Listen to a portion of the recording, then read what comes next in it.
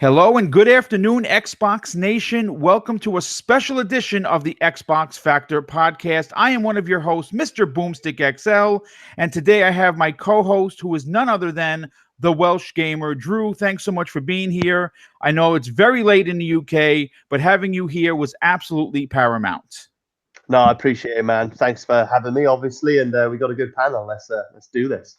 Okay, well, listen, let's do this. Let's introduce the panel first, because obviously we have a lot to talk about, and some negative, some positive. But first up, he's known as Boom Boom Kaboom, panel member of the Game Dosage podcast, part-time stand-up comedian, and very good friend, Noof Nukem. Welcome to the show, dude.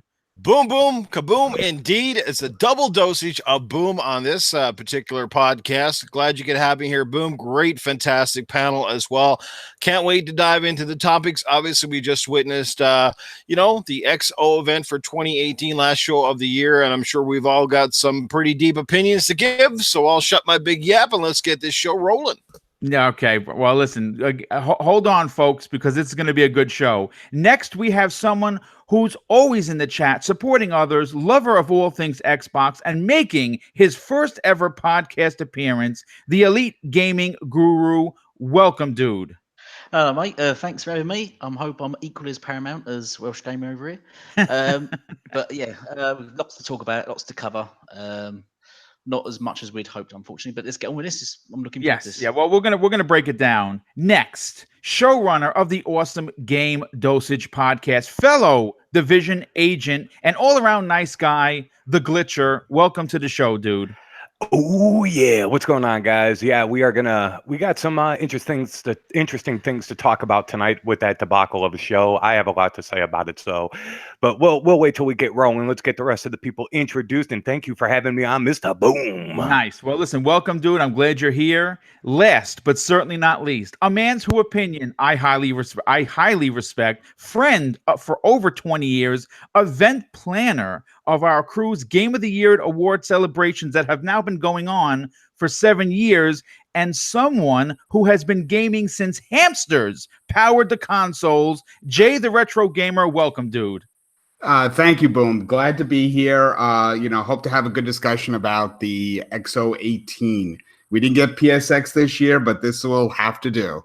Yeah. Okay. Well, listen, guys. We're gonna rip off this Band-Aid and go right into this. First and foremost, I want to start out being positive, because there is a piece of me that kind of died today with this show. But I want to talk about what opened the show, and I'm gonna hit everyone's opinion on this particular game. First of all, they opened the show with Crackdown 3, and I was hoping they would do that, and we saw finally what the destruction looks like. And I'm going to say this right now. It blew my absolute mind. This is what I wanted. This is what they talked about all those years ago, where if someone is standing on a bridge, someone is standing in a building, you can destroy it. You can super punch through buildings to get to the other side. It's 5v5. I thought it looked absolutely phenomenal. They said that it's running both on Xbox Live and the Azure server, so we know it's going to run well. Welsh, I want to go to you first on this, dude. What were your takeaways on Crackdown 3 and are you happy to finally see the multiplayer 5v5 in action with, of course, the destructibility? Absolutely. We did our prediction show on Thursday, and I think at number 3 or number 2 on my list was to see Crackdown 3's multiplayer in action, even if for whatever reason there wasn't going to be 100% destructible environments. I just wanted to see it in action, but it very much delivered on that front. I'll be honest, when Terry Crews first showed up, I thought, oh, here we fucking go again. Like, God damn it, whoa, what's going on, man? I thought, for God's sake, no, we've seen enough Terry Crews. But then moments after we saw the multiplayer, the wrecking zone, and yeah, it looks very impressive. Frankly, I'd say that was the highlight of the whole show. That was about the best thing I could take away from the whole show. Yeah, I have to agree with you. Look, I'm going to say this. I know Terry Crews screams. He is he's a comedian, right? Everyone loves Terry Crews. I happen to think he's a fantastic actor. I enjoyed the commercial, especially when I thought he was standing there and it was a cardboard cutout. I was laughing. I thought that was hilarious. Noof, I want to go to you, dude, because I know that you and I have talked when you were on my other shows about what you would want for Crackdown 3. First of all, we know we're getting a full-on campaign, and it's going to be it's obviously going to be a co-op campaign, which is fantastic. But the destructibility, the 5v5, the destruction zone that we've been hearing about was delivered to us. People are playing it in Mexico City right now on the show floor. What were your takeaways? And were you impressed with what you saw? Yeah, absolutely. I was impressed with what I saw. First of all, let's go back to our original times that we saw Crackdown. You guys have all got to admit, visually, this game has come a hell of a long ways, right? Yes, the absolutely. multiplayer mode looks insane. It looks like it's going to be super fun. It kind of looks like a cross between like Halo mixed with I don't know, a bunch of different really cool shooters in there, and all that destructibility on top of that. Look, is the game going to live up to that lofty expectation perhaps that the studios set themselves up for, way back 3 years ago or 4 years ago? Perhaps it won't, but I mean, that's a tall order for any game. That's an amazing amount of compute power we're talking about to level an entire city. Look, even if the majority of it is destructible throughout the campaign or even in the multiplayer aspect, that's still a huge feat. 5-on-5 with that kind of destruction, that insane level, like you said, Superman punching your way through walls, how levels are going to actually change dynamically on the fly based on your actions. It's just going to make this game, I think, super intense, super fun, super crazy. Can't wait to really try this out. But yeah, it certainly blew my mind. I'm impressed by what I have saw. I think this game will definitely deliver for a majority of fans. There's some bitter pussies out there that you're never gonna fucking please them. Okay, I gotta call a spade a spade. But it is Crackdown. It's Crackdown. It looks like Crackdown. Terry Crews sells it for me alone. That guy is amazing. Can't wait to play as was it Sergeant Jackson, whatever his character is. I mean, the amazing weapons that we saw from the other trailers. Look, I could go on all night, but I'm definitely stoked. And look, the fact that it comes to Game Pass, it's a no-brainer. I mean, and most of you guys are Game Pass subscribers. You're gonna get to play this game day one, free of freaking charge. I mean, like, you almost paid for your subscription itself. How can you really go wrong? Leave it up to them. They're in good hands. This game will be ready to roll on February the 15th. Yeah, that's right. And you know what? You took the words right out of my mouth. Good one on that, because guess what, folks? It is coming out in February, so everyone could take a sigh of relief. The game is not delayed. It is coming out on the 15th of February, which I think is fantastic. It's in the beginning of the year. It doesn't have much competition. We do know that a few games are coming out after that, but people are going to be playing this multiplayer mode. Even if you're not a multiplayer person, it still looks like it's going to be a blast. Glitcher, I want to go to you, bro. What we saw, for me as a gamer, I actually sat back and kind of wiped my brow. I'm like, okay, finally, it's out the door. People are going to be talking about it. The destructibility has been kind of held back in secret. They talked about it, then they didn't talk about it. Then we got word that the company that was making it was purchased by Epic Games. Then it was not going to be in. Now it's in. First of all, are you satisfied with what you saw? And does this, does the 5v5 destructible everything excite you as a gamer? Well, first off, it's going to be kind of hard to follow up after Noof. I mean, he was calling people pussy, so I don't know how I can follow that, but I'm going to give it a shot anyways. No, I'm excited for it, man. When I was watching it, and I was like, all right, finally, we get to see what it looks like. We get to see what it is, and seeing the 5v5 with all the destruction and shit. They opened up right out the gate with that, and I was like, yeah, man, dude, I was right behind it. Like, after watching it, and first and foremost too, it's Game Pass. You can't go wrong with it. You're gonna get it for free. I'm with Noof on this. Terry Crews had sold me on it, just him yelling alone. But dude, the game looks awesome. I can't wait for it. I'm glad they actually stepped back to take the time to work on this so we could see what we're getting. Because if they would have just released it and it was all clunky and we were waiting on like waiting on patches and updates to fix it, then, people had been bitching and moaning. So regardless, they took the time to work on it, give us what we wanted and what we saw. I am perfectly happy with what I saw, and I cannot wait to get my hands on this in February to jam the hell out of it. And it's on Game Pass. Yes. Get the shit. Or as what G-Man says, call them segmites. Okay, there it is. But I'm done yakking away because I mean the game looks good. I'm ready for it. I'm ready. Excellent. Hey, listen. Now I want to move on to gaming, the Elite Gaming Guru.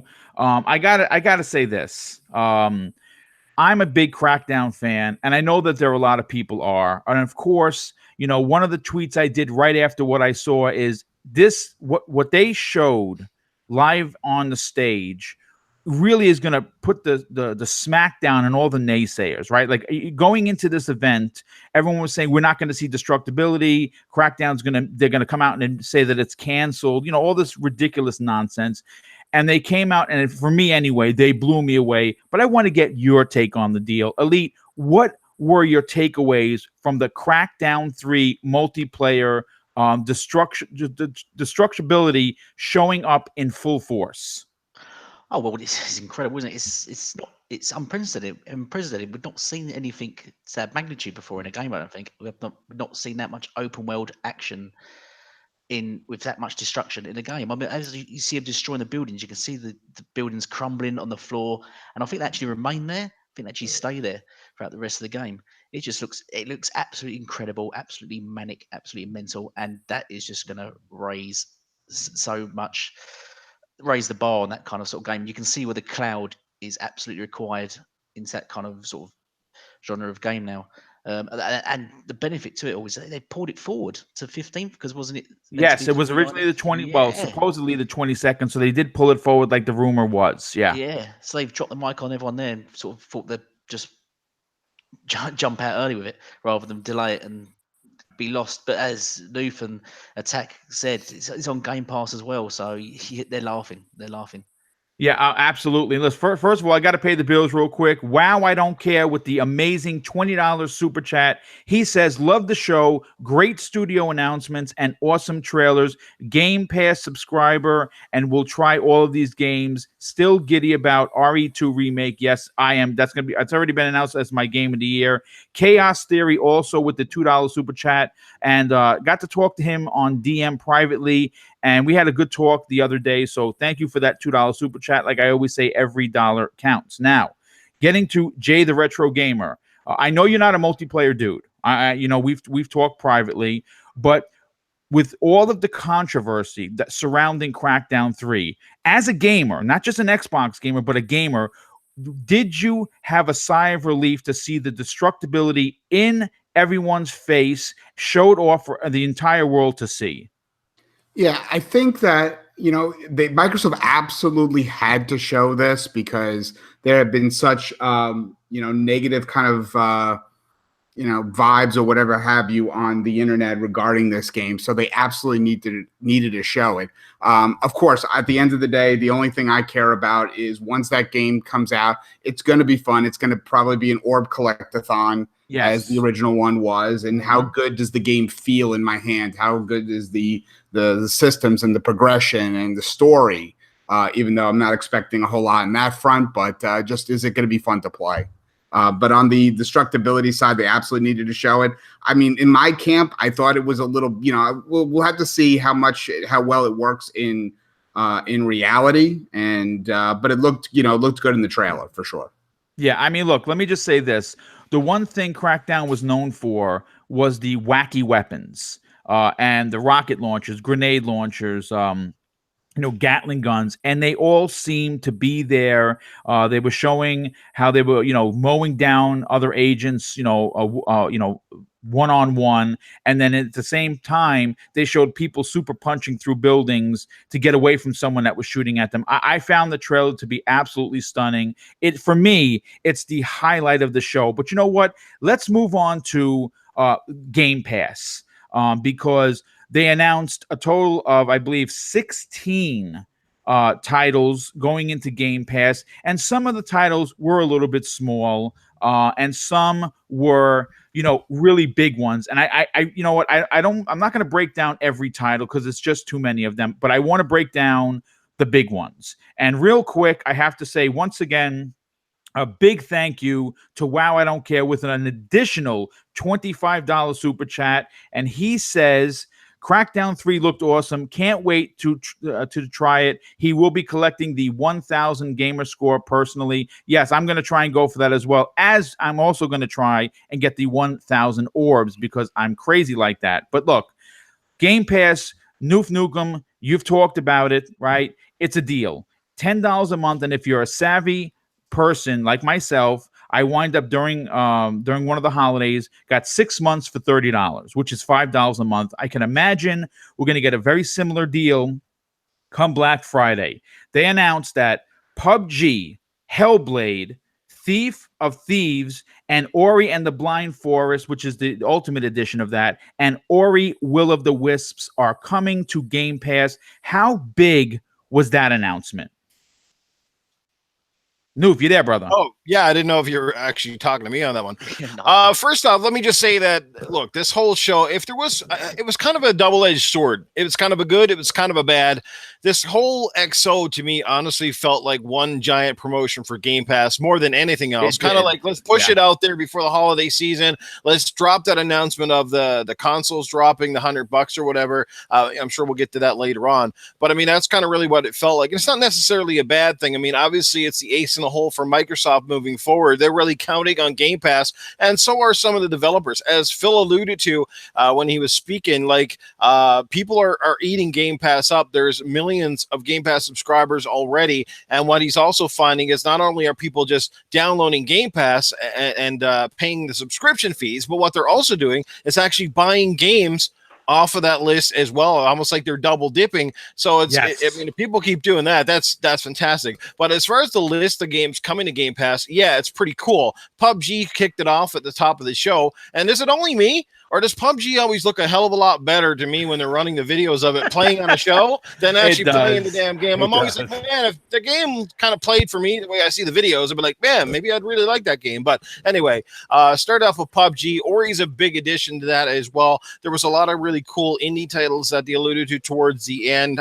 There were some other big ones in there as well. Obviously, Crackdown coming to Game Pass a day and date. It was huge, and we kind of knew that, but I mean, it's big. So yeah, overall, I was impressed with what they showed. Again, it's variety is the spice of life, and Game Pass certainly offers up variety in droves where there's indie games, AAA games, some oldies that you might have missed, some backwards compatible stuff, which are killing right now. It is fantastic. As far as Game Pass goes, they're heading in the right direction, and people that haven't tried it yet, you do owe it to yourself, whether you keep subscribing or not. Game Pass is a phenomenal deal, and you really can't go wrong.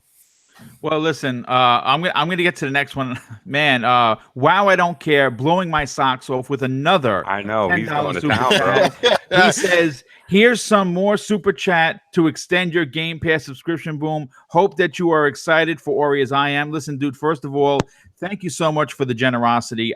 Yes, I am super stoked. Ori was one of my favorite games. We have a panel member who's game of his lifetime. We'll get to him in a second. And I'm looking forward to Will of the Wisp. But I want to move on to the Welsh gamer. Welsh, listen, you and I constantly, because we do an Xbox show, usually at one point or another, go into talking about Game Pass because it's such a ridiculous value. Now, granted, Noof is right. It sounded this basically X018 was a commercial, one giant long 2-hour commercial for Xbox Game Pass. But you can't deny the games that they're putting into it. Hellblade, for instance, is a masterpiece, and being in there is a big deal. What were your takeaways for the additions of Game Pass, dude? First and foremost, I want to just clarify one more time, like you said it just then as well. I just want to say that what Noof said is bang on the money. I think that's what really bugs me, because I'm almost going to contradict myself, because on one hand, I've been singing Game Pass's praises since it began, and I'm all for it. And this show tonight was again just testament to how good the service is, and it's got and tonight, an extra 16 titles, and at least most of them for the most part were really good, like PUBG, Hellblade, Ori.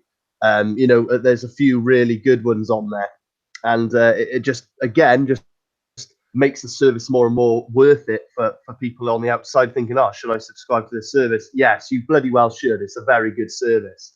But at the same time, I'm totally there with Newfman. Like, the only issue for me, while I say that, is like I did literally feel like this whole show, minus one or two separate things, was just so heavily focused on Game Pass and these 16 games, and they could have literally put this out in a tweet. Like, they did not need to bring back X018 just to give us a list of Game Pass titles. That's something I don't want to contradict what I'm saying. No. Listen, dude, this is we're gonna get into everyone's opinions, and you know what? I said this from the beginning, even during the private before we went live, that I was pushing this show as being the greatest thing since sliced bread, and I'm gonna be honest with you, I was a bit taken aback by how not blow my socks off it was. I mean, like I said, they had a fantastic amount of information, and some of the things we'll break down were great, but it's we expected more. But okay, you know what, you make a lot of sense, Welsh. But you know what, I want to go on to Glitcher. Game Pass is a big deal, and they proved once again how big of a deal this is going to be for Microsoft moving forward. Yeah. What were your takeaways with all the additions to Game Pass? Some of them are big titles, and I think that they should be there. The one that I feel that everybody should really play, like PUBG and all that was on there, but the one that really stood out for me, that I think everybody, if they have not yet picked this game up, you need to get Hellblade.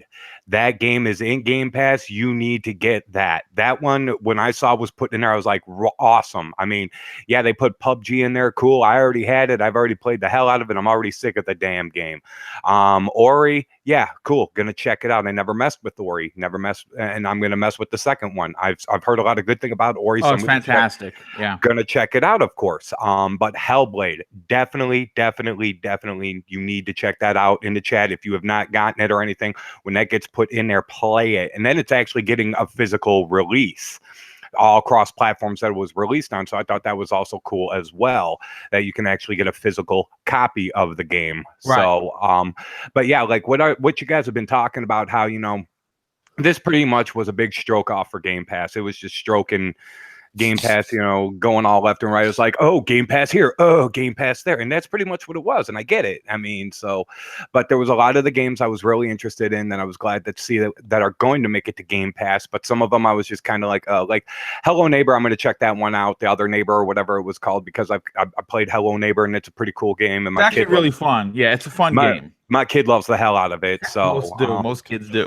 So, and then of course he's going to see that one, and he's going to want me to get it. So I'm fine with that. But like I said, Hellblade, definitely get that one. If you guys, there's 180 people listening. If you have not yet played Hellblade, it's going to be on there. Try it. You are missing a great ass game.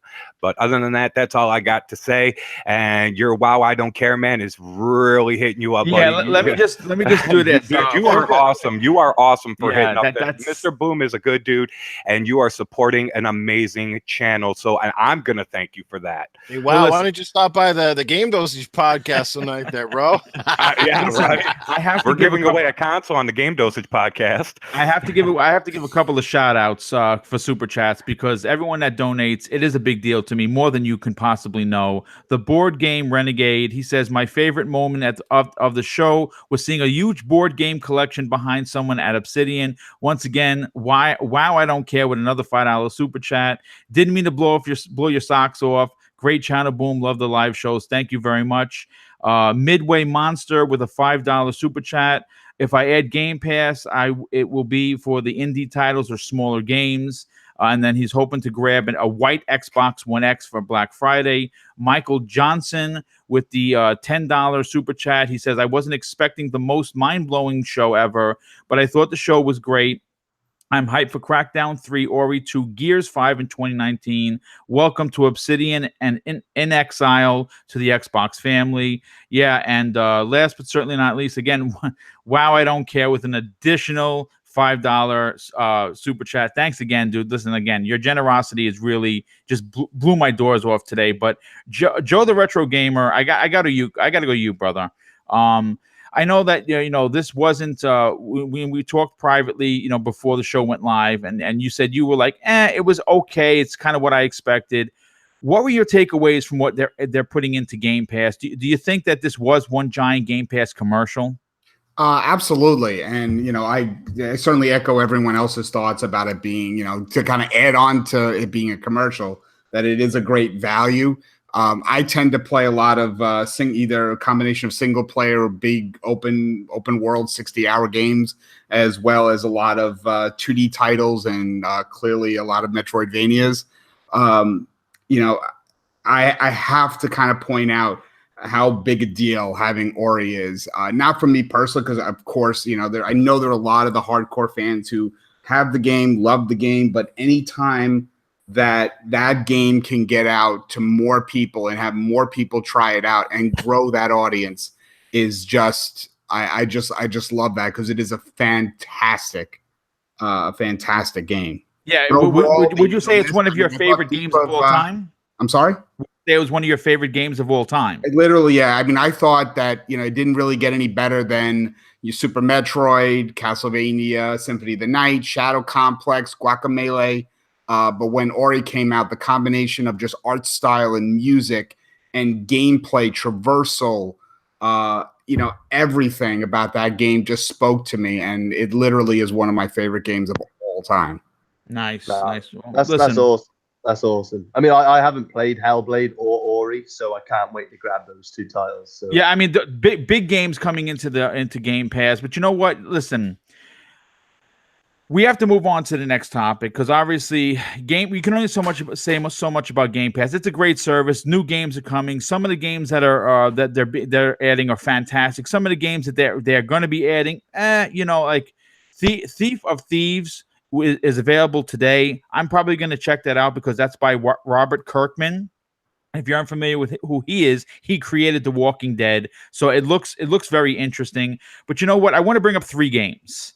I have to bring up Forza. I have to bring up State of Decay, and I want to bring up Sea of Thieves. Now, they announced new expansions and DLC for all of them, and I don't want to break down each one, because we only have so much time. But I want to go to each one of the panel members and get your opinion on what they showed. And you know what? Let me go to the Welsh gamer first. Welsh, look, these 3 games are obviously are big for 2018, right? The Microsoft launched this was their 3 big ones for this year, and it seems as if they're continuing support for all of them. I think that the highlight was the expansion for Forza, which looks to be, they said it in the video, it's the biggest expansion they've ever done. What were your takeaways on the 3 games with all of the DLC that's coming for, that basically shows that Microsoft will continue to support them? In general, when it comes to Xbox and their first-party exclusives, like the one word that always comes to mind for me is longevity. Right. The fact that they are the gifts that keep on giving.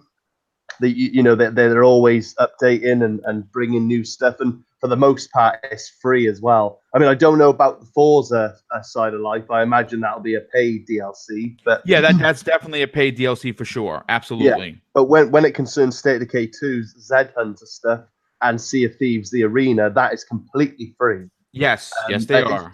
It's just amazing. I think it's great. The Sea of Thieves arena looks phenomenal. I'm really, really excited for that one.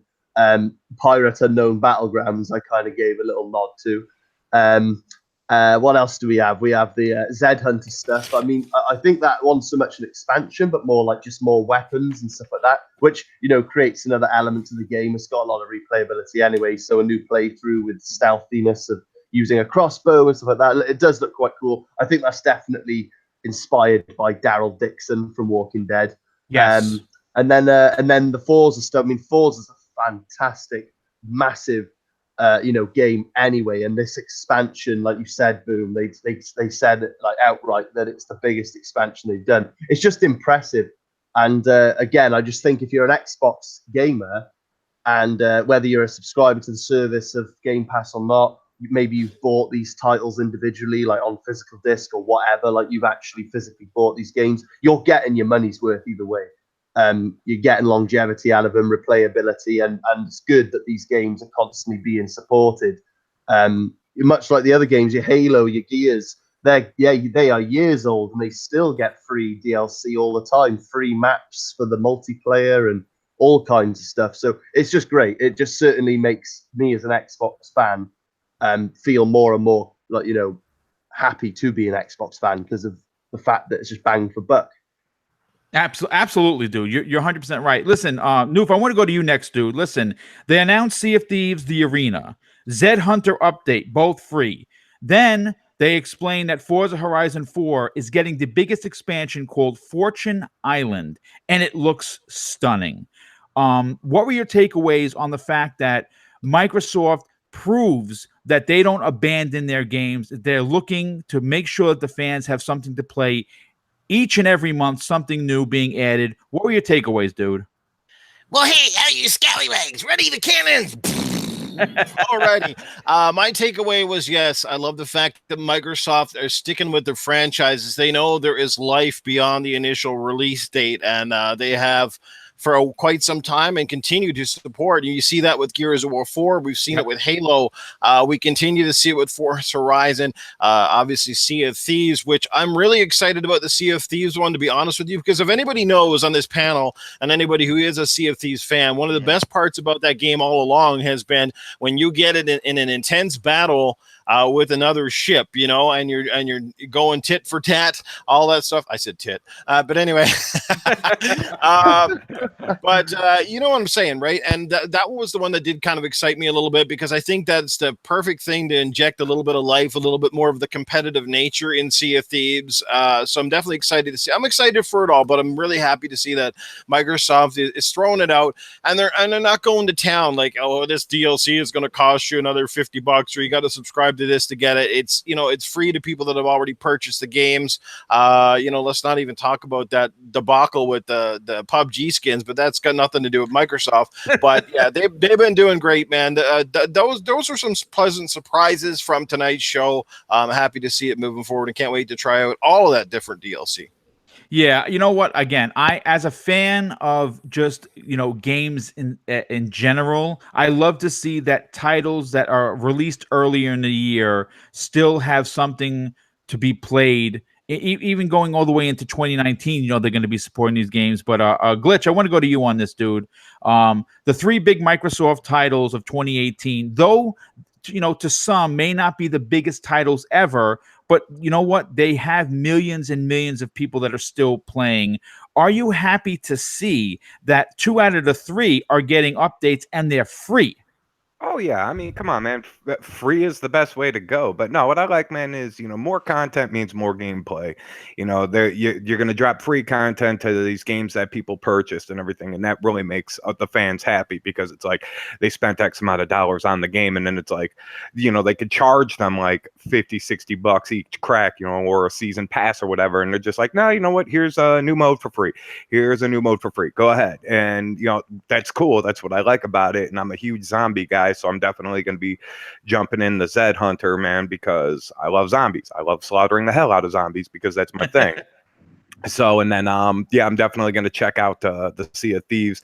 The last update, I messed around with it for a little bit, and I was just kind of like, but this one looks really cool. So I think this one's going to hook me a little bit longer.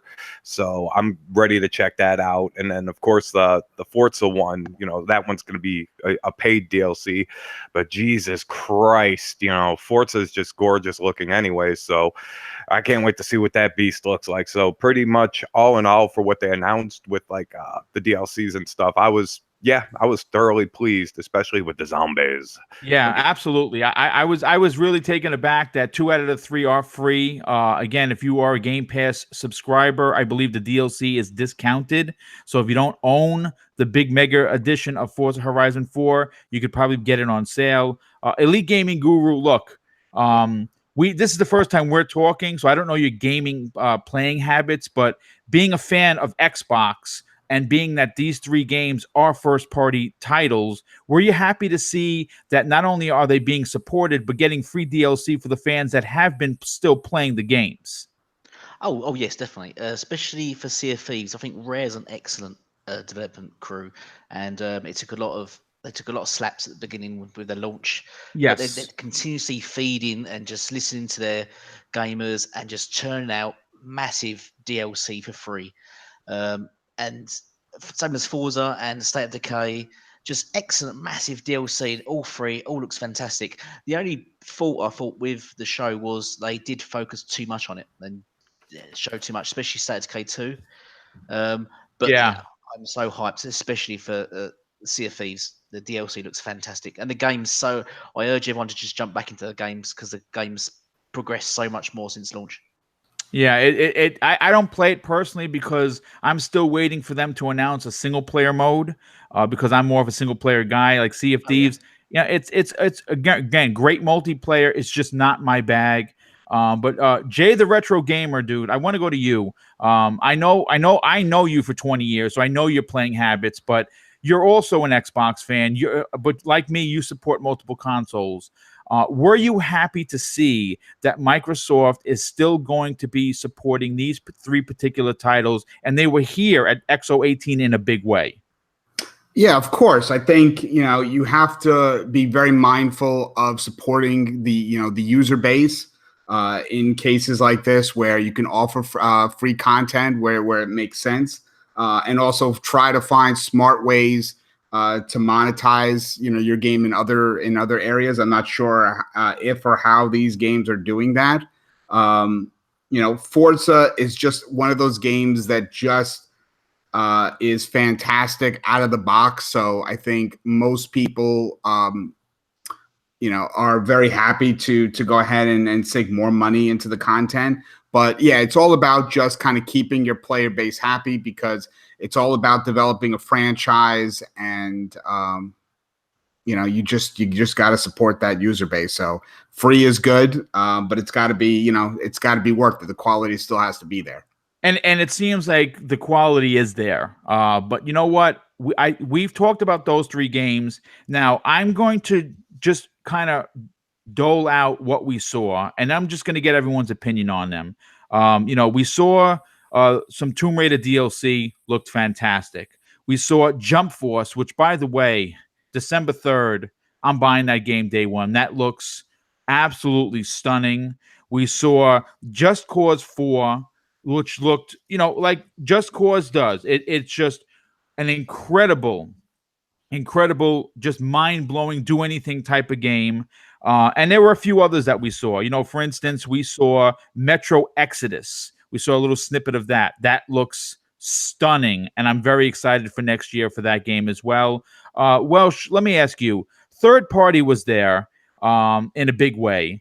And, I walked away a little bit impressed with what they had to show. I'm assuming everything that we saw, they have marketing deals, which I'm very happy for. I think that's really something that the Xbox needed to do. What were your takeaways on the games from the third party devs that they showed? I think it was good. It was good that there was a presence there. So I remember I think it was Phil Spencer. It was either Phil or Aaron Greenberg, I don't know. Someone tweeted out a few weeks back that there was going to be a big third-party presence, and it definitely turned up.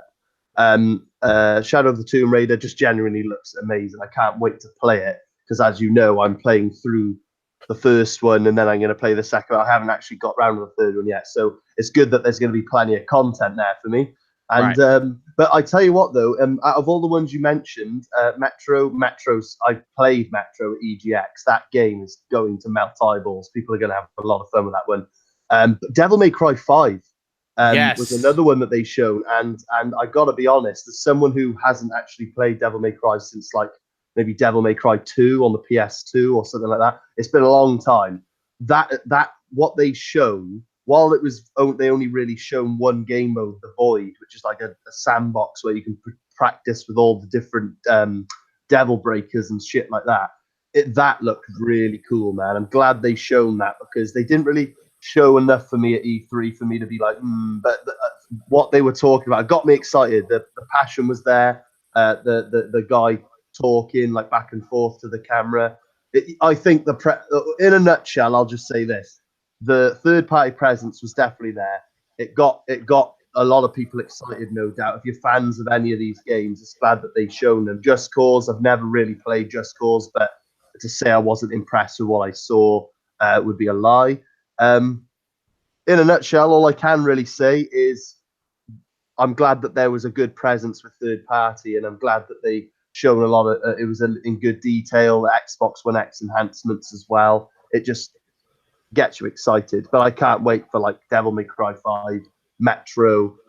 Oh, Metro, man! I could You see got a chance to play it at the big event, and good on you for that, because you walked away very impressed. Oh, mate, it was a beautiful game, and it was in its like really early stages of development. I was playing it on a dev kit as well, and it was a bit glitchy in areas. Like the game even crashed on me at one point, but that's to be expected. But just diving into that world, man, I think people are going to be very impressed with that game when it comes out. It's going to look stunning. Well, listen, I'm glad to hear it. Noof, I want to go to you, dude. Okay, third party. Phil Spencer himself said they were going to be there in a big way, and sure enough, they were. They had a big segment on Kingdom Hearts 3. I think that game is going to be fantastic. I'm a day one buyer on that. Once again, just reiterating what Welsh just said about Devil May Cry 5, which looks incredible. And of course, the few games I talked about earlier. Were you impressed with these games, and are you happy as a person that you, like me, would complain about Microsoft's marketing strategy? It seems that they have marketing deals with all of these big third-party titles. Well, absolutely. And I think it's an understatement here that a lot of fans are drastically overlooking Microsoft's reconfirmed commitment to RPGs and third-party titles in general. I mean, for the longest time, Square Enix was practically associated wholeheartedly with the PlayStation platform. Yes. And boy, we've seen a big come around. I don't know if this is from Phil's involvement over the last 2 years with all of these trips, but boy, to see such a heavy presence by Square Enix on a Microsoft stage is something we really haven't seen up until this year at E3. So, you know, to have, what's his name, Yamamoto or whatever his name was, I don't mean no disrespect, I just can't remember his name, but to come out and also announce Sanji Hashimoto. Yes. To see Hashimoto-san come out and say all of those other Final Fantasy games are going to be coming out one. I mean, that's a huge news if you're a Final Fantasy fan. For me, it's you know, it's off to the side. But to see all that commitment, those titles that were never before on Xbox platforms to come over, it's good. That was huge. To see stuff like Devil May Cry as well, that was debuted on the Xbox E3 stage this year. That was certainly one of the biggest surprises. This game looks phenomenal. It's going to blow some minds, I think, next year if you happen to be a fan of the franchise. Just Cause itself, to be honest, was my biggest surprise of this show. Up until now, I was kind of a little bit lukewarm, and I'm not a huge fan of that franchise. But this one caught my eye. This one started to really like, wow, I think I'm going to have to try this game because it was absolutely nuts. The stuff that Rico was doing in that game, I've never seen it done before in a game. It's just nuts. Anything you can pretty much think of or want to do, it feels like you can pretty much do it in that game. I think it's just going to be crazy. So keep your eyes out for that one. But there were just so many games.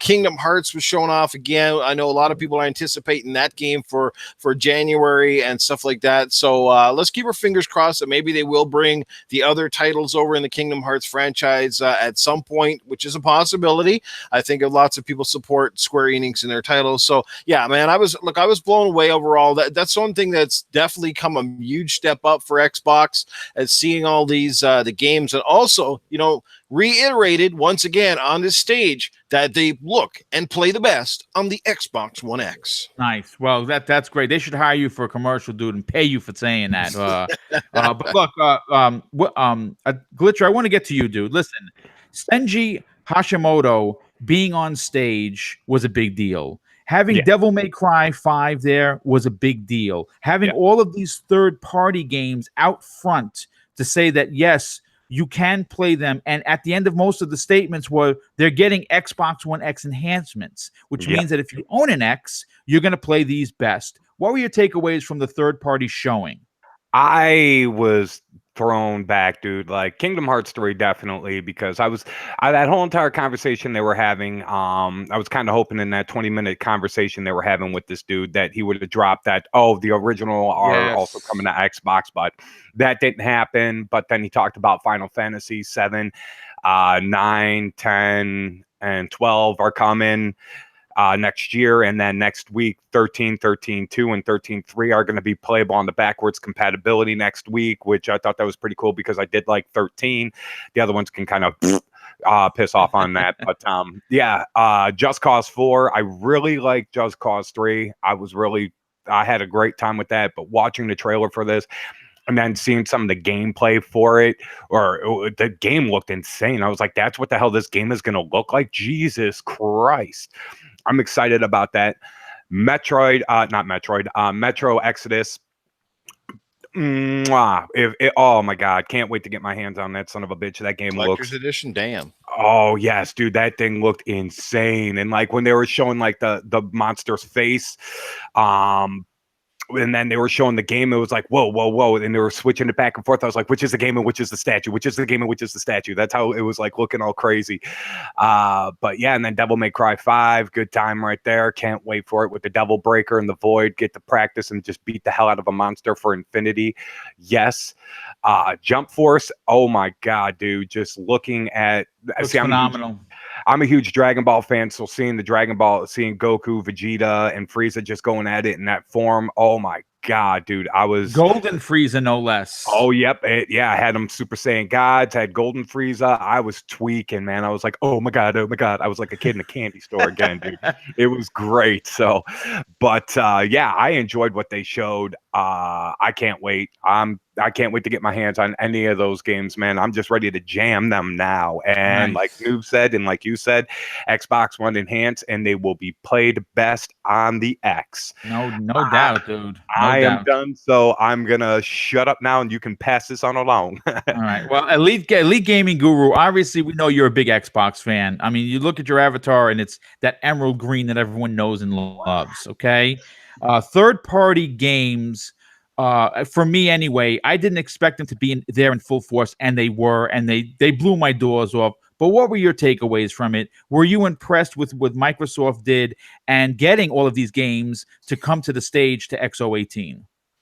Oh yeah, did an excellent job. Yeah, fantastic. Unfortunately, I was watching on Mixer, and Mixer really sucks, doesn't it? Yeah, it does. And I just cut out, and I think I missed Metro, I missed Gears. Did they show Gears 5? No, they did nothing with Gears. No. Oh, they didn't. All right, good. And didn't show Anthem either, did they? No Halo either. So, unfortunately, because I'm a big multiplayer sort of lover, so I mean, they all look great, but there's nothing really that tickled my fancy. Okay. Yeah, so Kingdom Hearts, they spent way too much on time on that as well. I mean, it's a fantastic game to port over and get that, and so, yeah, the Dragon Ball Z game looked great. Jump Street, it's not Jump Street, but Kingdom Hearts, they spent way too much time on that. I don't know why they put so much sort of that just dragged that did. But yeah, I think it's some brilliant support there. The basketball game looked really fun. Yeah, it does look good. Yeah, it does. I thought they were going to make that was a Game Pass, to be honest, but they didn't, so I was a little disappointed. Yeah, all right. But yeah, nothing really that tickled my fancy personally. Sorry, guys. All right, no, that's okay, dude. Listen, don't even sweat. Listen, everyone has an opinion, and your opinion does count on this show. Jay, the retro gamer, dude, I want to go to you. Now, we know that you're not a multiplayer dude, and I totally get that, because I'll play some multiplayer, but I don't play all multiplayer. But more importantly, they showed a lot of single player third-party games here. Did anything get you excited, and were you surprised by how many third-party games showed up at X018? Actually, I kind of was that, they kind of cherry picked a couple of the good ones.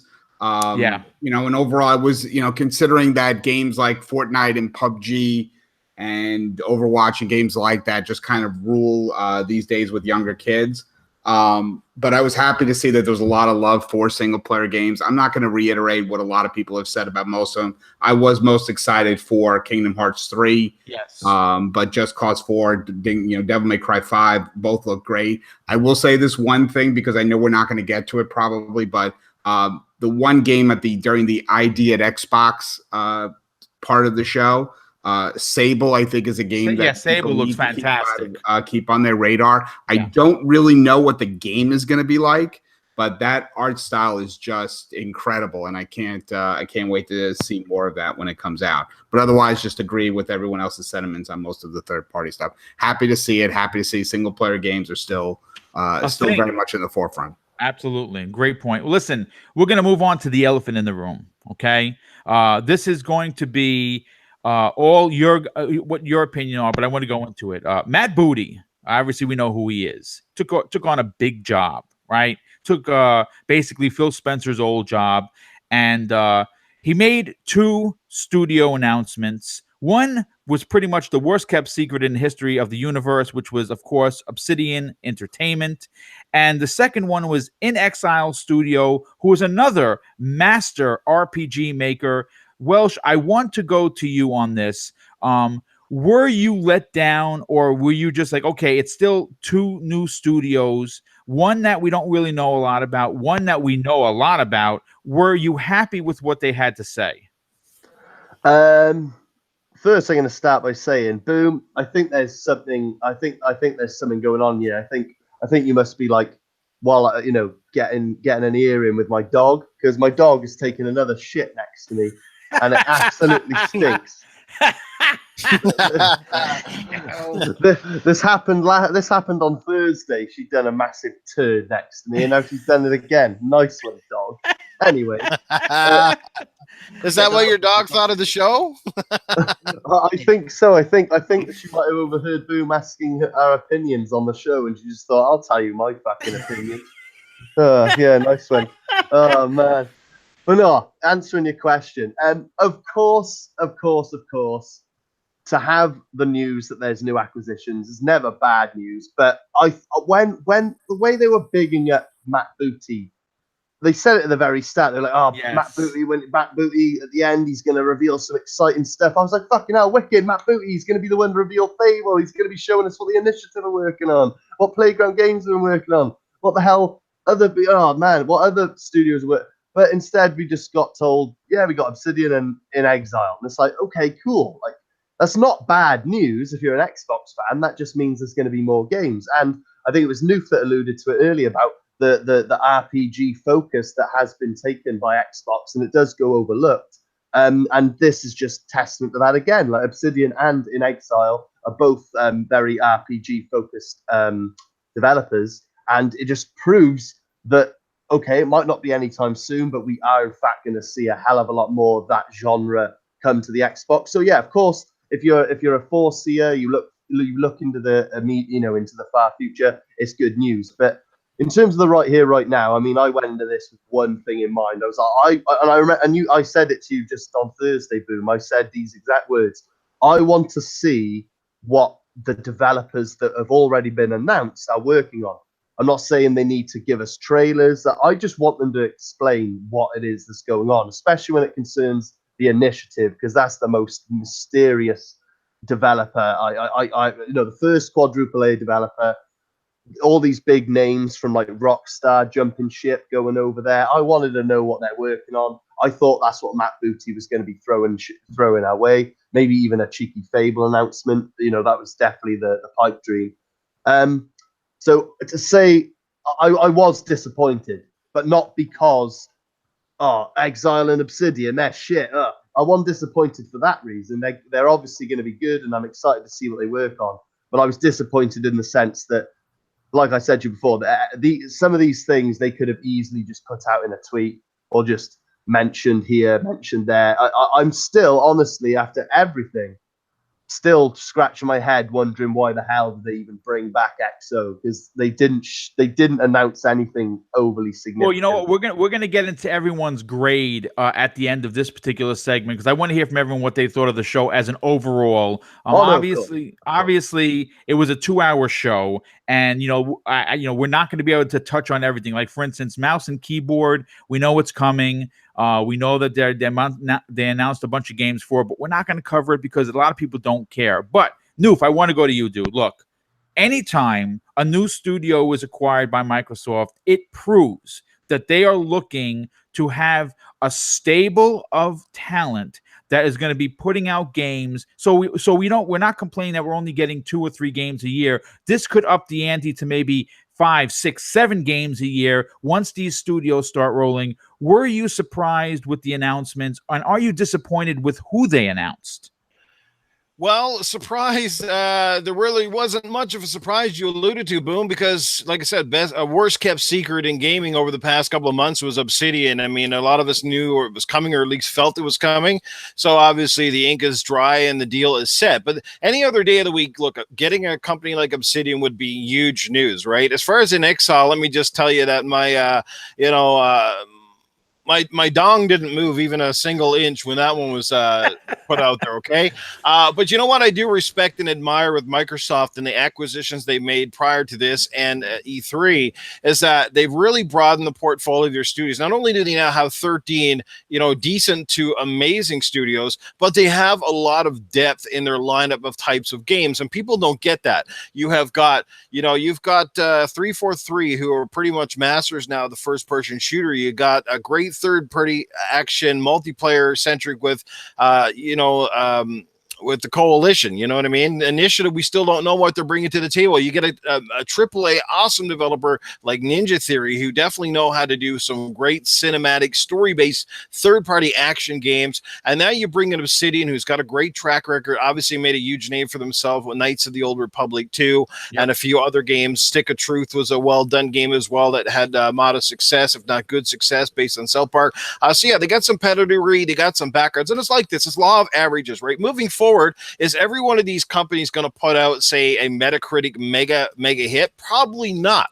But the law of averages tell us the more studios you have making games means the bigger chance you're going to have of success, and at least a couple of those titles probably will end up being critically acclaimed. I think that's the big factor moving forward. Microsoft wants to give these companies flexibility to stretch their creative muscles, which we've seen with a variety of titles. I'm interested to see what Compulsion Games is going to bring forward as so forth. But they've also now given them the financial capabilities to achieve those dreams. They've given them the studio backings to help with servers, networking, marketing, etc. So exciting things coming from Microsoft in the future. And we will see some damn good quality games, because I'm pretty sure if there's one thing that Microsoft probably is stressing, guys, take your time, but make some quality products. We need some games that are really going to resonate with fans, and I think they got their bases covered now, from RPGs to action games to shooters to racing. Like, they've got the gauntlet right now, and they've got some talent.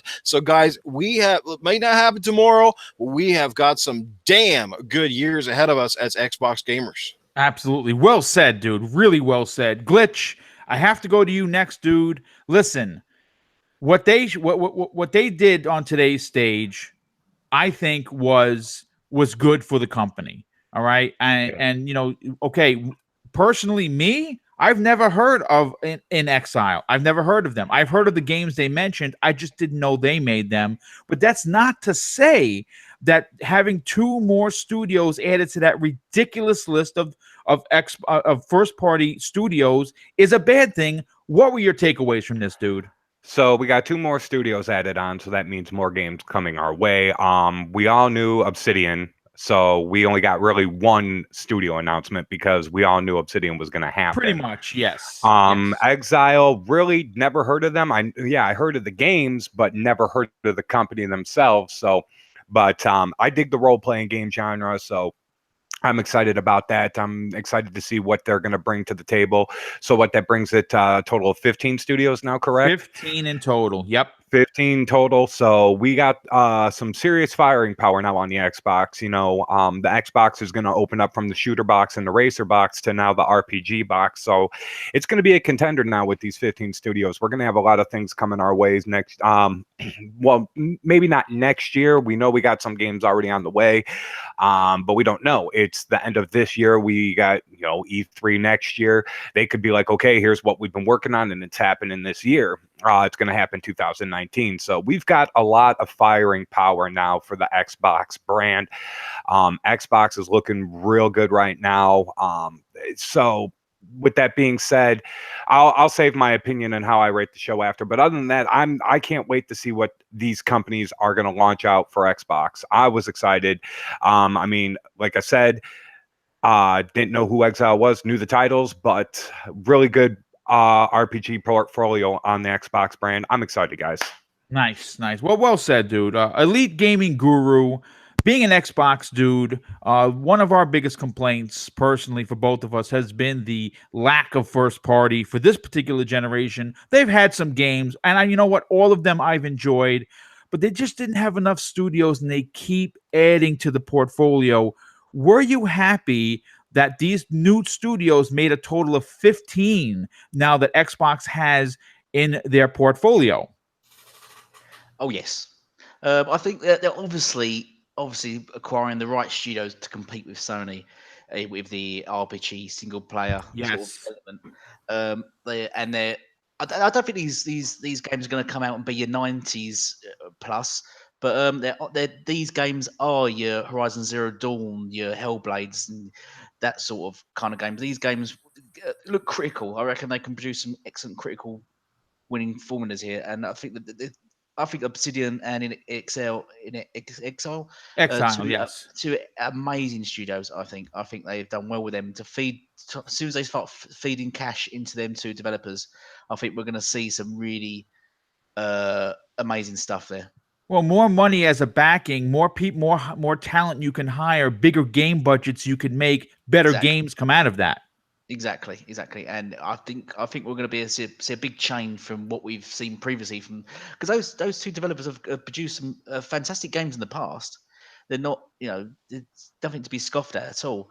But now with some real backing, I think they should be scoffed at. I think we're going to see some, and the whole group of them now, Playground Games, Ninja Theory. I think we're going to see maybe not this gen, but definitely next gen. I reckon Xbox will launch with some outstanding titles. I agree. Absolutely. Well said. Jay, the retro gamer, I want to go finish up this particular topic with you. Two more added to the chamber of what Microsoft has in their magazine for their gun. And you know what? One we kind of knew, one I didn't expect. And what were your takeaways from the two new acquisitions? And do you think that they're strategically putting the company in a better situation moving forward? Yeah, I absolutely believe that they're growing that RPG niche by acquiring those two studios. I'm sorry to call it a niche. It's actually not a niche. In Exile, being a retro gamer, I vividly remember going into a computer store in the 80s and getting Wasteland, developed by Brian Fargo, the guy you saw in the video, which happens to be the precursor, at least in tone, to the Fallout series. Yes. Fantastic. They're both fantastic developers. And just, I can't be more excited, at least at the future of what Microsoft has to offer. There's no denying that Sony has been killing it on the first party front in the last year or two. But, Microsoft has done a great job of kind of publicly putting out there that yes, we do admit that there have been issues, but this is what we're doing about it. And again, you won't see it in the near future, but in the next few years, we hope to see some great output by a lot of these developers, and the future looks bright on the Microsoft front. Nice. Well, listen, this is this part of the show that everyone has been waiting for. At least I certainly have. And now we're going to be giving our final thoughts and opinions on the show. And I'm going to go first, being the host, and because I want to hear from everybody, and mine's going to be short. The thing is this, folks. I'm an Xbox fan. My glass, as everyone knows, is always half full. So I go in, for me, it's unicorns and rainbows all day long. But I'm going to say this. I expected a 9.5 show, and what I got was a 7.5 show. And I'm not saying it was a bad show. I'm not saying it was an average Inside Xbox, because it certainly was not. They had big talent, big games, big announcements. But I expected to see something from Ninja Theory. I expected Matt Booty to come up there and maybe, possibly, flash a Fable logo like they did at the Nintendo E3 a couple of years ago, where they said Metroid Prime 4. Guess what? The internet melted. That's what would have happened. So I'm a little disappointed that we didn't hear about that. We certainly didn't hear about anything that the studios are currently working on. So that was a bit of a letdown. But I want to go to the panel. Welsh, you had some choice words when we were talking in private, and one of them might have been shite or shit for other people. What are your takeaways from this show? And give us a rating out of 1 to 10. Even you can add half points like I did. Take it away, Welsh. I'll just say this. It served a purpose, but whatever it is that the guys over at Xbox and Phil and the team were expecting, it certainly didn't tickle my fancy. There wasn't enough new announcements for me. There was no new IP announcements. There was no info on the initiative, Playground, or Ninja Theory. I'm salty as hell. Shout out to Saltiest Gaming, but I'm salty as fuck that there was nothing Fable, no nod for Fable, like I said before, and like you just said, even just a logo, gutted. But I was gutted that they didn't show anything Gears or Halo related. I mean, for me, how can you even entertain having an Xbox conference or bringing back XO without showing Halo and Gears? I don't know. Maybe I'm alone on that one, but no, you're allowed to say speak your mind, brother. But that's with all those things in mind. Like, you know, I was sitting at around a 5 out of 10, but then they shown a stupid bloody Minecraft cat and cow trailer. Don't know what the fuck that was. Yeah, it was the cat and panda commercial was that just downgraded it to a 4. So I'm sitting at 4 out of 10 for me. Okay, overall. listen, you are entitled to your opinion. You are a cog in the wheel that pushes the Xbox Factor podcast. So you know what? You're entitled to say what you want. Noof, I have to go to you, dude. For me personally, another one I left out that I'm devastated, completely. My ball sack ripped from my body. We didn't see anything with Splinter Cell. I expected a Splinter Cell announcement. There was even a message that Sam Fisher was learning Spanish to go to Mexico, and that didn't happen. What would you grade X018, and were you disappointed? Well, I'm going to have to go with a couple of guys in the chat, specifically G-Man 1172. I'll go with about a 6.5, and I'll tell you why. I mean, first of all, here it is. If this show was a standalone show on its own and we hadn't seen a lot of the best, and let's call it as it is. Microsoft had one hell of an E3 this year. They basically let the cat out of the bag, and that cat took off running. But now we can't find the cat anymore. You know what I mean? It showed up in Minecraft. It showed him in Minecraft, apparently. The crap that they basically took out of E3 was the crap that they shoved over for XO, right? You got the Minecraft, you got that weird little fucking dude talking about the ID at Xbox stuff, and he reminds you of that little bald head guy from the movie that crap and him allude to all the time. I don't know, but you know, there was just there was what's his name, David something and other, but there was just a lot of that little bit of filler, right? And then the whole show turned into be a lot of a Game Pass this, Game Pass that, this game's coming here, this game's coming here. It's kind of like great, we get you, but whoop-de-doo-dah. You know, obviously being a huge Gears of War fan, and a lot of people are on this chat, in this panel, I was a huge disappointment not to see anything Gears related tonight. I mean, I think they're going to show off some stuff possibly tomorrow. We do know that Rod Ferguson is in Mexico, so that's always a promising sign. But I was still hoping to see something Gears. Plus, they dropped that mouse and keyboard stuff on us, as you mentioned earlier. But guess what? Wouldn't it have been cool to say, you know what, guys, you saw Gears of War Tactics at E3. Guess what? That shit's coming to Xbox One. Something like that would have been cool. Obsidian would have been a huge drop any other day of the week, as I said, but the fact that we kind of already knew this was coming really took the wind out of their sail at the end. So that kind of was like, yeah, that was good, but it was just we kind of knew what to expect. So bottom line is the show felt deflated based on, again, on leaks and speculation and blah, blah, blah. They showed off some good third-party stuff. Obviously, the support is there. The studio stuff coming soon is great, but it just there wasn't really enough new. And like I said, there was nothing of Halo, period. There was no mention. There was no whiff of Master Chief's dirty underwear inside his pants or whatever. There was just nothing. So no Gears, no Halo, a little bit of Forza Horizon 4. So overall, it was solid. It was enough to tease us, but it just didn't kind of really blow anyone away. But I went in with modest expectations, so honestly, it kind of just about hit. But it would have been even if they had done one thing, Boom, and that is at least from all those new studios, we got like 13 of them now, but they didn't tease us with any games from the new studios whatsoever. Like, this is a sneak peek at what this studio particularly is working on next. Even a CGI trailer or 30 seconds of a frying pan upside the head. I don't care what the hell it was, but just something to kind of tease us for the future outside of kind of what we already know. So there you have it. What would you rate it, though? What would be your number? Like I said, about a 6.5, maybe teetering on 7, give or take. Okay, good. Excellent. Well, I mean, listen, that's your score, and you know what? You're absolutely entitled to it. Attack the Glitcher, I want to get your opinion on this particular event. What were your takeaways? What would you score it? And were you a bit let down?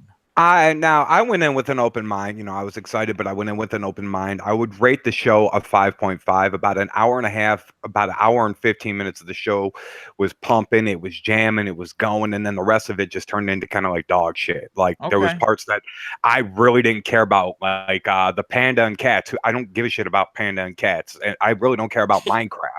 Don't give a damn about that. 91 million people disagree. Apparently, though, that's the problem. I know. I know. 91 That's, point, yeah. they like it. I don't. That's my opinion. I mean, that's cool that everybody else likes the cats and pandas. I didn't care for it. And then I did enjoy seeing Devil May Cry, but that segment went way too long. Yeah. And then when they were talking to I don't want to even attempt to pronounce his name because I'm going to butcher it. The Japanese guy. Are you talking about Shinji Hashimoto? Yes, I'm just going to let you say that. That was a great segment, but that went way too long. And there were just parts like the keyboard and mouse. All right, who cares? Like they could have showed Gears Tactics, like New said, with it. And here it is. This is what it's like. It's just, like I said, the first hour and 15 minutes were like bam, bam, bam, going. And then it was just like, it just kind of felt stale. So I'm going to give it a 5.5 because I feel half the show was worth a damn and the other was just kind of like, y'all could have just did it in an hour and 15 minutes. Gotcha. So well, listen, that's my... Well said, That's me. Glitch. Well said. I have to do a real quick shout out to Cyber Gunter 81 for the $5 super chat. He says, "Wish I had more, brother. You and this community give me much happiness. Game on." Listen, let me tell you something, Cyber. If you donate $1, that's $1 out of your pocket. So I am very thankful for every penny I receive for the super chat. It shows that you care. Never feel bad about donating because no matter what you're doing, it's something. So it's greatly appreciated. Elite Gaming Guru, I want to go to you. What were your takeaways on this show? Were you disappointed or were you pleasantly surprised? I'm surprised, but in a bad way. Okay. I'm going to give it a solid 6.5. Okay. I think things like Crackdown was amazing, but there was far too much focus on the Game Pass, Minecraft, Devil May Cry, Kingdom Hearts. They just dragged on way too long, and the countdown for the Game Pass thing was just tedious. Yes, I agree. The development drops are great. It's just it wasn't. They could have easily just spun the whole thing on its head by at the end, just showing Ninja Theory or one of the new developers just a snippet of one of the games, even just a screenshot or something. They could have just would have spun the whole thing around. Yeah. But they didn't. There was no mic drop at the end of it. It was just, we're going now, bye. And then they waved, and you're like, oh. They were 6.5. It's just, I wanted it to be better, so much better. I didn't have high hopes either for it, but I just thought they might have just dropped something. And it looked like the only real thing they did drop that we didn't know about was In Exile, the developers. That's about it. Yeah. All right. Well, listen, dude. What would you give it in your opinion? You said a solid 6.5, correct? 5, yeah. Okay, excellent. Well, listen, Jay the Retro Gamer, last but certainly not least. Look, you usually keep you out of the group that we hang out with. You're the modest thinker. You never really get too hyped or too underhyped.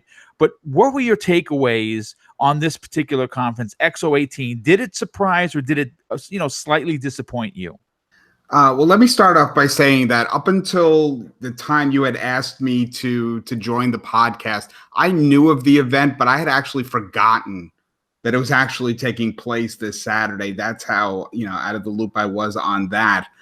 So it makes it even more apparent in terms of what the Welsh gamer said.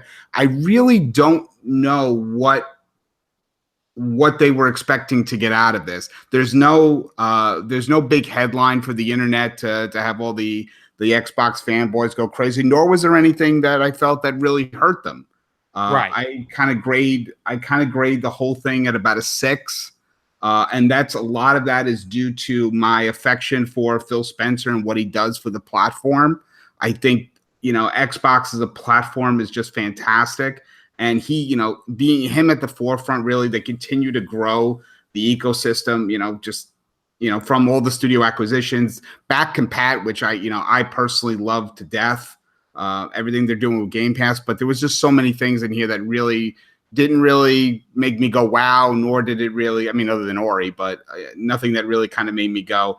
And for the love of God, can they really stop dragging out these Japanese developers to talk about their games?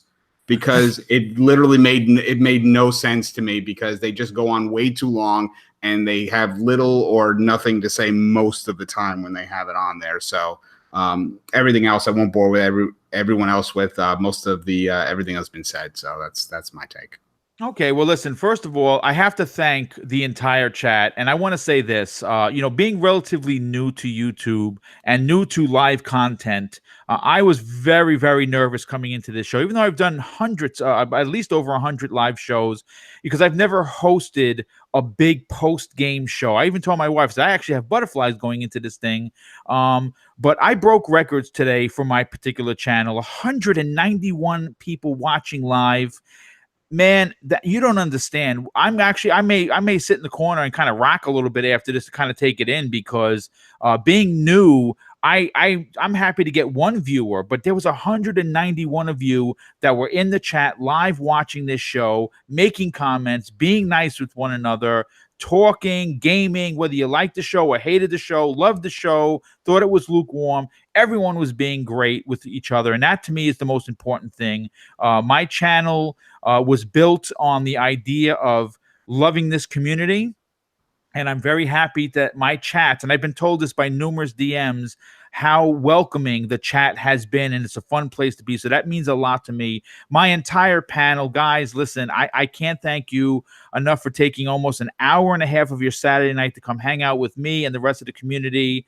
Real quick, Chaos Theory with another $2 shout out. He says, Boom, no need to be nervous. Thank you, dude. I appreciate that very much. My wife said the same thing. She said, my God, you do shows 3 times a week. How the hell can you be nervous? But I want to do the outros. Welsh, listen, you know 100% that I was a fan of you well before we started hanging out on the Xbox Factor podcast. I love your work. I think your channel is amazing. Please tell everyone where they could follow you, and of course, subscribe to your amazing YouTube channel.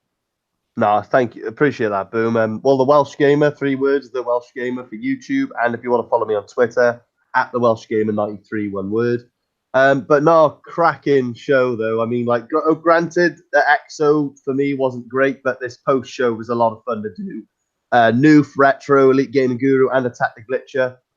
Phenomenal panel. Thank you very much for joining us and chatting gaming and stuff. And I just want to finish with saying, when Attack the Glitcher was talking about his rating and stuff, he said that the second half of the show was dog shit. And it brought that was a bit of a dig eye. at you, I know. But it brought a tear to my eye, because like, it reminded me that I got a big student pile of dog shit to clean up after the show. So, there's always a method to my madness in my jokes. I take stuff that I pick up throughout shows, and I know you said your dog was taking a dump, so I'm running with it. Well, listen, Noof, I want to go to you, dude. Listen, we talked last night. You and Glitch, said, hey, listen, I'd like to be on the show, and of course, who the hell could say no to Noof and Glitch? To have you guys on here is an honor for me personally. Obviously, we hung out a lot after your back surgery. You were home, and you were on tons of my shows, and we had a blast. I was on a couple of yours as well. I love your work. I really think that you have a presence, like on a show. You're going to get Noof, and Noof is just a funny dude. He has Cletus, who I was actually hoping we can get to come on the show. And you are really like a light in this community. As nasty as it could be, you find a way to make it fun. Please tell everyone where they could follow you and find you on the internet. Well, hey, fiddly diddly, you didn't ask my opinion of the show, and I'm just going to say I'd give it a 0, but I'm going to give it a 1 simply because the Welsh Gamer's dog had a shit during the show, so that's just a 1, okay? As far as the gaming stuff, I've seen it all before. Anyway, I just want to say, it was really funny because I was trying to get Boom to come on a podcast, because nobody previously, usually in these big kind of shows, people send hey, Noof, you want to be on a podcast, and I wasn't getting any invites. I don't know if that's a good thing or a bad thing, but I said, like, fuck it. I guess eventually I'll do my own if I don't get an invite. And I was like, well, I got to try to get Boom on. And Boom's like, well, I'm doing one. He goes, I thought you were already doing one. So it's kind of interesting how it worked out. But I couldn't be more happier to be here tonight. This is a phenomenal panel. This chat's been on fire, dropping bombs money-wise, left, right, and center. Amazing growth from BoomStick, from where he started to where he is now. Like you said, over 190-something people in here tonight, which is very impressive. Continue that support, guys, and that love. BoomStick puts on a good show. He runs a tight ship. He does it well. Like I said, the Retro Gamers, awesome to meet up with him. The Welsh, I've been on with a few before. Welsh is a great guy. The Gaming Guru. The only complaint I have is that all of us guys, we talk about games a lot, but a lot of us need to hang out and play more games together. But outside of that, that's all I got to say. It was good show tonight, regardless of whether XO impressed the hell out of you or not. Great feedback from everybody on the panel, and I look forward to catching you guys all soon. Thanks so much. Thanks, dude. Really, it was great having you. Glitch, of course. We've played some Division together, trying to get your agent up to the level 30 cap. Yeah. But of course, I've been on your show numerous times, and I actually was a fan of yours prior to actually podcasting with you. So it was actually a big deal for me personally. Thanks again for hanging out. Please tell everyone where they could follow you on Twitter, and of course, check out your podcast, the Game Dosage Podcast, which goes on weekly. Oh, yeah. You guys can follow me on Twitter at Attack Glitcher. You guys in the chat and everything, sub to my channel, and you can check out the Game Dosage Podcast with me and my buddy Noof Nukem. It goes live Monday nights at 8 p.m. Central Standard Time, 7 p.m. Eastern Standard Time, and then I think it's like 5 Mountain Time, right, Noof? You know Absolutely. that? All right, cool. I was pretty good on that one, and all that good stuff. And we are actually giving away a console. So if you want to be a part of that, you have to be a part of the channel so you can see when we go live to hand out that console. All we got to do is hit 300 live views, and we give out a console of your choice. That's pretty amazing. It's simple, very simple. But yes, Xbox, you can hit me up at Attack Glitcher, Twitter Attack Glitcher. Attack the Glitcher is my YouTube channel, and all of that good stuff. And boom. You are the effing man. That's all I got to say. And thank you guys for having me on your show tonight. Dude, it was a blast to have you, dude. And we're gonna do this again. Elite Gaming Guru. This is the first time we've ever podcast. It's certainly not going to be the last. You did great. Your mic sounded good. You're very knowledgeable. You're an Xbox guy, but more importantly, you're always in the chat supporting everyone. So I want everyone to come out and support you. Please tell everyone where they could follow you on Twitter, and of course, subscribe to your YouTube channel. Oh, thank you. Just want to say a big, massive thanks for this opportunity, Boom. You're a fantastic man. I love everything you're doing now with the community, and you're just a massive character. I appreciate that. Thank you very much. And an excellent panel too. I love all the guys. Listen to you all.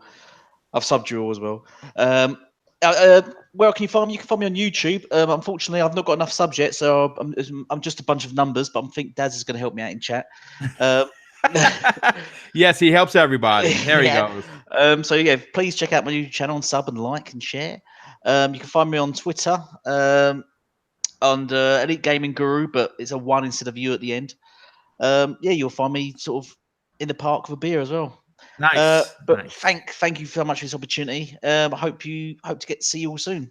Yes, absolutely, dude. Listen, you did great. Once again, it was fantastic podcasting with you, and it certainly will not be the last. And last, but certainly not least, my friend of 20 years, who used to be my manager at Funkoland, for all you old bastards out there that even know what a Funkoland is. Bring that up. I had to bring it up, brother.